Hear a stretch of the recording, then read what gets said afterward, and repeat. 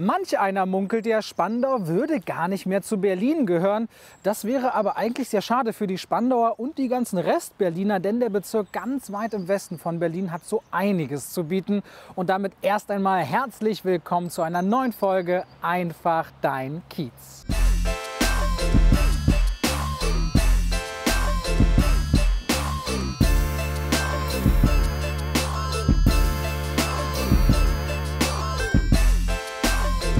Von Siemensstadt im Osten entlang der Nonnendammallee im Zentrum, im Westen bis nach Starken und im Süden runter bis hin zu Kladow. Das ist der Berliner Bezirk Spandau. In der heutigen Folge Einfach dein Kiez befinden wir uns in Hakenfelde, am Pichelsee, in Starken und im Zentrum. Letzteres ist vor allem bekannt durch seine wunderschöne Altstadt mit der angrenzenden Zitadelle, die vielen Berlinern als charismatischer Veranstaltungsort bekannt ist. Die angrenzenden Seen und Wälder machen Spandau zu einem tollen Naherholungsort. Aber fragen wir doch mal die Spandauer, wie sie ihr Zuhause finden. Spandau, ich bin ein absoluter Spandau-Fan. Ist einzigartig durch seine Altstadt, die ich liebe, mit seinen ganz vielen Gässchen. Ja, Spandauer sind keine Berliner. Damit fängt es schon mal an. Also, wenn man hierher fährt, geht man in die Stadt. Also die Altstadt ist die Stadt und wenn man die Brücken überschreitet, fährt man nach Berlin. Man trifft immer Leute, auch meine Freundin genauso. Wir müssen uns nicht verabreden. Wir wissen genau, um diese Uhrzeiten sind wir meistens immer hier unterwegs. Ich fotografiere und aus dieser Perspektive finde ich die Lichter, die Schatten und die Winkel der Häuser interessant. Die Atmosphäre macht das aus. Man kommt ins Gespräch, die sind einfach cool, locker und das mag ich. Ich liebe Spandau.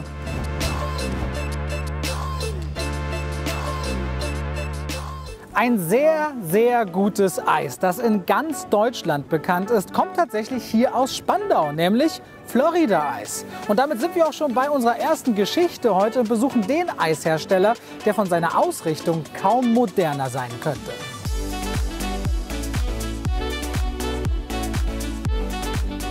Guten Tag, Herr Höhn. Hallo, schönen guten Tag. Dürfte ich Sie bitten, sich ganz kurz mal vorzustellen? Ja, mein Name ist Olaf Höhn. Ich bin Inhaber der Florida Eismanufaktur und das seit 37 Jahren. Habe mal mit 2 Mitarbeitern angefangen und heute ist es ein großer Betrieb. Woher kommt denn dieser außergewöhnliche Name Florida Eis? Naja, ich hatte ja nur ein kleines Eiscafé gekauft, das hieß Café Annelie vom Vorbesitzer. Die Mitarbeiterin oder die Frau hieß so. Und zu der Zeit lief Miami Vice, die erste Serie. Und dann hatte man nicht lange überlegt und dann wollte man Miami Eis und das und jenes und dann kam einfach nur Florida Eis raus. Und das ist es geblieben, genau die richtige Entscheidung. Passte alles zusammen. Welche Eissorten haben Sie denn? Oh, jetzt treffen Sie mich aber. Wir haben mittlerweile 91 Rezepte, entwickeln gerade neue in dem veganen Bereich. Sie wissen, da passiert einiges auf dem Markt. Natürlich ist Vanilleschokolade und Double Chocolate und Mintschokolade, das sind so die Renner. Mango bei den Fruchteissorten hat die Erdbeere überholt. Also wir bieten immer 45 Sorten an, permanent, und so gesehen ist die Vielfalt recht groß, größer als das, was die Mitbewerber haben. Das ist ja auch mein Konzept. Und wo kommen die Zutaten für all diese Eissorten her?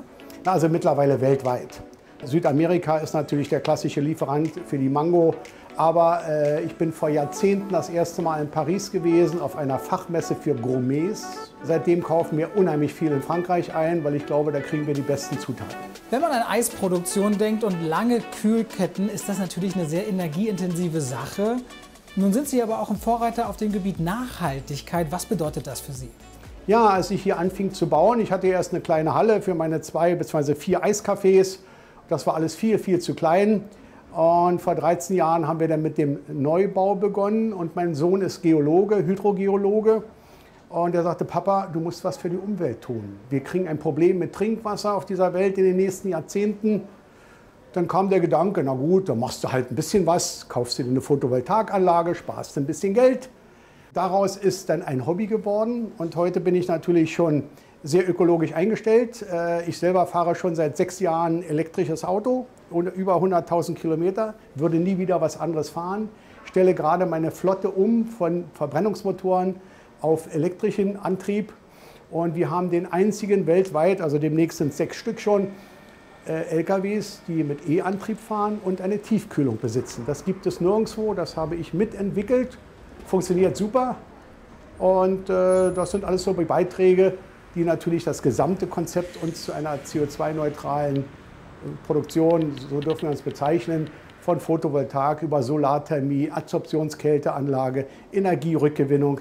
Ich trainiere im Augenblick mit einer neuen Anlage für die absolute CO2-freie Produktion. Handwerk, Qualität, Ökologie sind sehr gute Komponenten heute im Markt. Herr Höhn, vielleicht mal an Sie gefragt, wie wird der Sommer 2021? Jetzt haben Sie natürlich den Richtigen gefragt, ich sage es mal so. Ich bin ja so ein bisschen Wetterfrosch und ich habe erst vor ein paar Tagen das Buch herausgeholt, kann ich bei mir auf dem Schreibtisch sofort greifen, das Jahrhundertbuch des Wetters, damals von dem Herrn Kneipp vor 250 Jahren geschrieben. Also was der Mann damals beobachtet hat, wird heute durch die Wissenschaft bestätigt. Auch dieses Jahr werden wir schon einen warmen Sommer haben, allerdings mit einer durchwachsenen Kurve.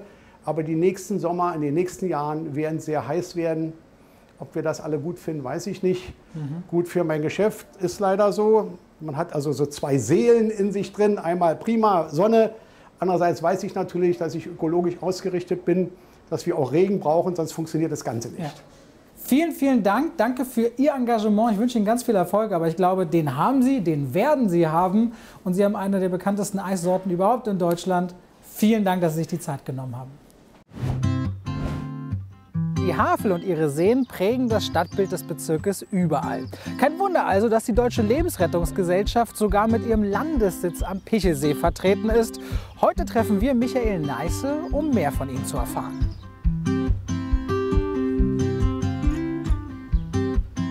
Die Menschen, die bei uns arbeiten, die ehrenamtlich bei uns arbeiten, kommen aus allen Bereichen, aus allen Berufsschichten. Und ich persönlich komme vom großen Elektrounternehmen und bin dort Projektmanager gewesen. Ja, die Zentrale der DLRG in Spandau ist jetzt hier am Pichelsee schon jahrzehntelang eigentlich verwurzelt und dementsprechend werden die Aufgaben auch von hier verteilt und mit den Bezirken zusammen die Arbeit in ganz Berlin erledigt. Dort ist auch ein Tauchturm integriert, mit dem man Tiefen bis zu 150 Metern simulieren kann. In Spandau gibt es für die DLRG die Angebote, dass man dort auch Erste Hilfe ausgebildet bekommen kann, Kinderschwimmen, Rettungsschwimmen und auch die Ausbildung für den Katastrophenschutz oder die Einsatzdienste für den Wasserrettungsdienst.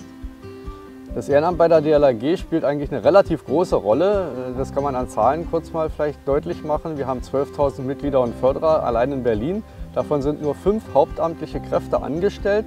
Alle anderen Kräfte, die in Rot rumlaufen, arbeiten ehrenamtlich. Die Leidenschaft bei der DLRG spielt eine sehr große Rolle, weil die Leute ihre Fähigkeiten, die Mitarbeiter ihre Fähigkeiten mit einbringen können und die auch dann hier für den Verein zur Verfügung stellen. Für die DLRG interessieren sich viele Leute aus sehr verschiedenen Schichten der Bevölkerung mit sehr verschiedenen Berufen, die ihr Wissen dann hier einbringen. Das Besondere ist halt, dass hier Kameradschaft gelebt wird. Einer ist für den anderen da und gerade im Einsatzfall können Sie sich vorstellen, wenn es da kritische Situationen gibt, muss man sich 100%ig auf den Ausgebildeten neben einem verlassen können.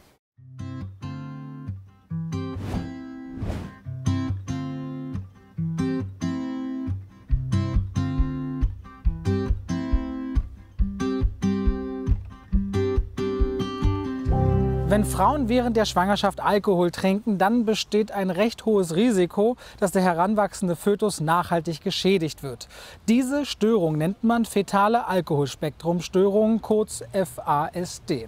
Hier in Spandau im Sonnenhof leben Menschen mit dieser Behinderung. Und wir treffen jetzt Milene, die selbst betroffen ist, und Gela Becker, die Leiterin des Vereins. Bevor ich das überhaupt gehört hatte, wusste ich gar nicht, dass es FASD überhaupt gibt. Die Krankheit hat doch sehr viel angerichtet in meinem Leben. In meiner jetzigen Laufbahn war sehr viel schief gelaufen und ich wusste nicht warum und wieso. Und wo ich das dann rausbekommen habe, war es dann für mich einfacher, damit umzugehen. Fetale Alkoholspektrumstörungen sind Störungen, die entstehen, wenn die Mutter während der Schwangerschaft trinkt. Ja, das kann von ganz leichten, dezenten Einschränkungen bis in den Bereich einer schweren geistigen Behinderung reinreichen. Wir betreuen im Rahmen von insgesamt 13 Wohngruppen und Projekten um die 60 Kinder, Jugendliche und Erwachsene. Das sind dann Wohngruppen zwischen 2 und 6 Plätzen. Ja, und im Erwachsenenbereich haben wir insgesamt 3 Wohngemeinschaften und noch eine ganze Menge an Plätzen im betreuten Einzelwohnen. Auch dort betreuen wir dann entsprechend die Erwachsenen mit FASD. Das war wie ein Neustart. Also seitdem ich in Sonnenhof bin, ich habe sehr viel Schlechtes abgelegt und habe angefangen, mich wieder selbst zu finden, habe angefangen, wieder einen Sinn in mein Leben reinzukriegen.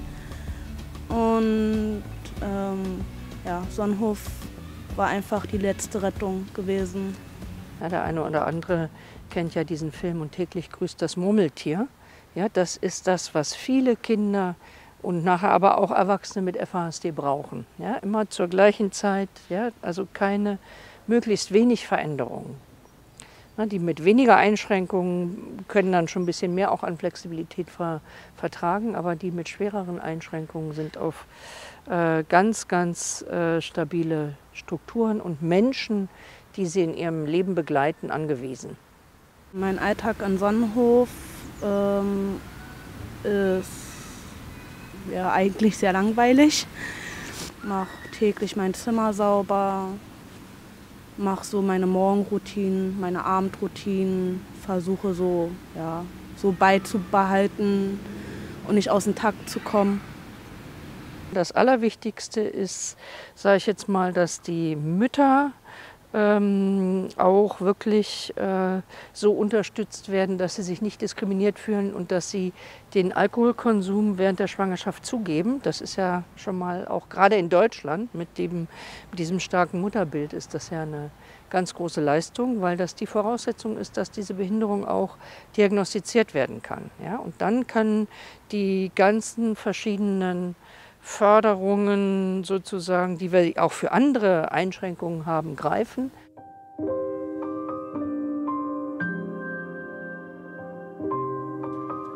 Für die Zukunft wünschen, ich glaube, dass ich irgendwann mal selbstständig leben kann, dass ich eine eigene Wohnung führen kann mit einer Familie, aber dennoch so ein bisschen auf Hilfe angewiesen bin. Aber ich glaube, das ist so mein größter Wunsch, irgendwann mal eigenständig leben zu können.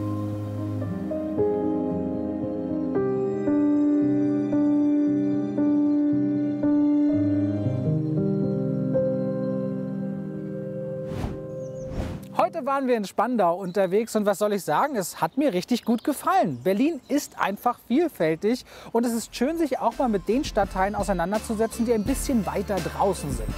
Ach, und falls ihr übrigens unseren Teaser auf Instagram und Facebook gesehen habt und euch fragt, von welcher 80er-Jahre-Band ich da gefaselt habe, es ging natürlich um Spandau Ballet und ihren Riesenhit Through the Barricades. Wir hoffen, dass euch diese Folge einfach Dein Kiez gut gefallen hat. Lasst gerne einen Daumen hoch und einen Kommentar da und dann sehen wir uns ganz bald wieder.